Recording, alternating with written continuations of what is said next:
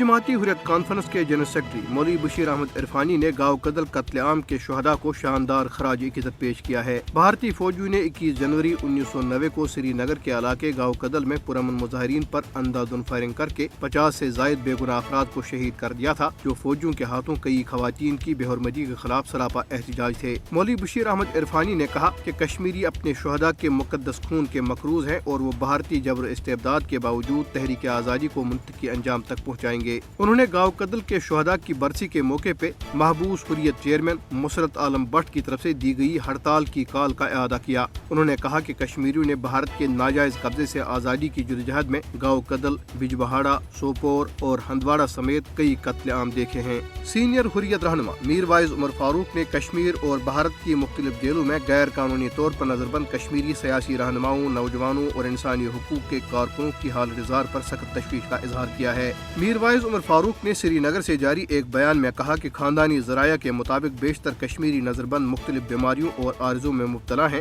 اور جیلوں میں طویل نظر بندی اور علاج معالجے جیسی بنیادی سہولیات کی عدم فراہمی کی وجہ سے ان کی حالت تشویشناک ہے۔ انہوں نے کہا کہ کورونا وائرس کی تیسری لہر کے آغاز اور اس کی نئی قسم اومیکرون کے بڑھتے ہوئے کیسز کی وجہ سے جیلوں میں کشمیری نظر بندوں کی زندگیوں کو شدید خطرہ لاحق ہے، لہذا انہیں فوری طور پر انسانی ہمدردی کی بنیاد پر رہا کیا جانا چاہیے۔ کل جماعتی حریت کانفرنس کے محبوس نائب چیئرمین شبیر احمد شاہ نے مقبوضہ علاقے کی بگڑتی ہوئی سیاسی اور انسانی حقوق کی صورتحال پر سخت تشویش کا اظہار کرتے ہوئے کہا ہے کہ جب تک مسئلہ کشمیر کو اقوام متحدہ کی قراردادوں کے مطابق حل نہیں کیا جاتا، تب تک خطے میں دائمی امن کا خواب شرمندہ تعبیر نہیں ہو سکتا۔ شبیر احمد شاہ نے نئی دہلی کی بدنام زمانہ تہاڑ جیل سے اپنے ایک پیغام میں کہا کہ بھارتی حکومت کی طرف سے 5 اگست 2019 کے غیر قانونی اور یک طرفہ اقدام کے بعد مقبوضہ علاقے میں انسانی حقوق کی صورتحال خطرناک حد تک بگڑ چکی ہے۔ انہوں نے بھارتی اقدامات کو اقوام متحدہ کی قراردادوں کی کھلم کھلا خلاف ورزی قرار دیتے ہوئے کہا کہ 5 اگست کشمیر کی تاریخ کا ایک سیاہ باب ہے جسے کشمیری کبھی بھی فراموش نہیں کریں گے۔ شبیر احمد شاہ نے کہا کہ رات چاہے کتنی ہی تاریک اور طویل ہو،